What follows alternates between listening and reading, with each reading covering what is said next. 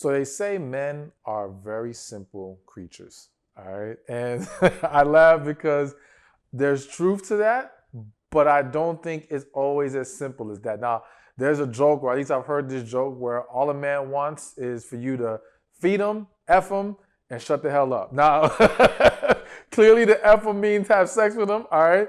And I'm not telling you to actually just shut the hell up. But I think that when we push this idea that that's all that a man's looking for, we miss the smaller details. And the reality is that even though men can be very simple, men don't know how to always articulate what their needs are, as well as sometimes they're fearful of requesting certain things because those things are met with a lot of resistance, okay? And so I'm gonna lay out for you some of these things that men want, but may not always ask for. And one of those things is for you to maintain your independence. Now, some of y'all are probably side-eyeing me right now because if you watch previous videos of mine, you know I'm big on telling you to not be overly independent, that you have to learn how to be interdependent, and that independence can literally choke the life out of a relationship. I stand by those things. So when I tell you that he wants you to maintain your independence, it is not a contradiction to me telling you to be interdependent. It's understanding the balance you have to strike. And so what I mean more specifically with maintaining your independence is that the man may want you. I think a man who is healthy and loves you wants you to be able to have your life, wants you to be able to go enjoy yourself, wants you to be able to do things on your own, that he doesn't always have to be there with you for you to enjoy yourself and have fun. I had one client who literally said she did not know how to have fun without her husband. And that every time her husband left the house, she was blowing his phone up. She wanted to talk to him. She was super overly clingy in a very unhealthy way because she did not know how to maintain her own independence. Now, in her situation, I don't even know if I don't think she ever established or learned how to be by herself. But this is why it's so important to understand the balance of, yes, you've got to be interdependent in a relationship, be able to lean on each other, be able to come together, work with each other, you know what I'm saying?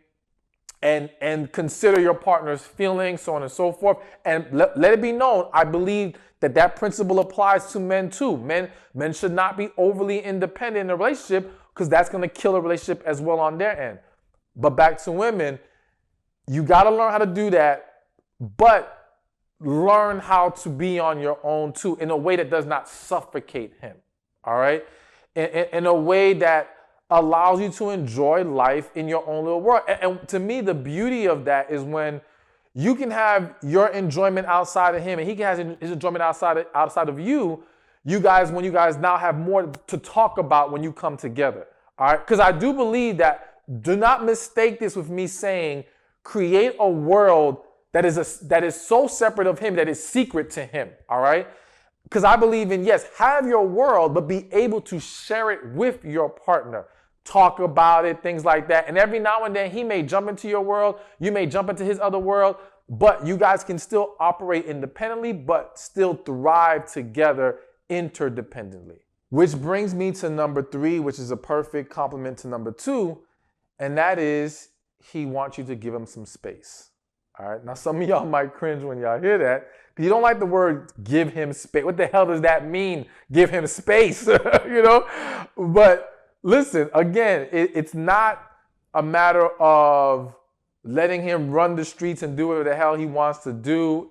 Some men may want that, but that's a whole nother discussion. But the point is, again, learning to not suffocate the man, becoming more aware when he just needs some time alone. So again, I love giving y'all examples and analogies. So another story I remember hearing about was one guy was complaining, husband, because, he worked long hours, and the minute he came home, and it wasn't just about her not giving him space. The minute he came home, they had kids. The kids would bum rush him and overwhelm him. And then the wife might hit him with stuff that she needs him to do or whatever the case may be. And it just was very stressful because like he's coming home from work, he's not given a chance to breathe. It's not that he don't love his kids. It's not that he doesn't want to see his kids. But in this specific situation, he just wanted a quick breather when he got home. Maybe like 30 minutes for him to walk in the door, get settled in, and then after he gets his breather, all right, now get with the kids, get with the wife, boom, boom, boom, boom. Now that's just one small example. But the point is that in general, sometimes men want some space, but they don't want you to take it the wrong way because a lot of times women take it as like, what, you don't like me no more? Or, oh, I'm annoying you right now? And it's like, no, relax. It's not that. I just want some time to myself. Can I just watch this show by myself for a little bit? Can I just do this by myself a little bit? It ain't got nothing to do with you being a problem in general. Sometimes we just need a moment to breathe. And I think it's good for everyone to have a moment by themselves to just breathe, you know? So be considerate of that. And again, I think a good solution is maybe either coming up with a structure that allows for built-in space in the relationship. So like I said, with the husband coming home, that structure may be, okay, an agreement where he comes home, we understand, kids, leave daddy alone for 30 minutes. When he comes back out the room, now you can go bum rush daddy and do all your stuff, all right? You know, as his wife, being mindful of that 30-minute break period. For someone else, it might be stuff like, I believe in giving each other a day off, all right? Where the man, and this could be husband, wife, boyfriend, girlfriend, where, okay, let's say y'all live together, kids or no kids.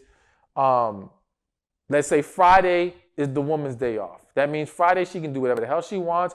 She don't gotta be doing anything around the house, nothing tending to anyone. It's all about her for that day. She wanna stay in her room and sleep all day, watch TV, whatever. She gets to do that, that's her day off. And then in return, he gets his day off.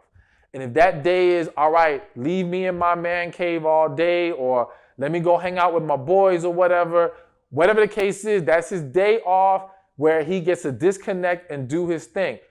Those are some examples of creating a structure of space that gives people a breather, gives us time to a little bit miss each other, kind of. You know what I'm saying? Like, again, we just step away from a little bit, not anything unhealthy, just something that's good, that can serve a greater purpose. And that way, when we come back together, we have a greater energy for each other. You know what I'm saying? And a greater appreciation of each other's presence when we have it. Thank you for watching this video. Be sure to check this one out right here, and I'll see you there. A masculine man desires a feminine woman.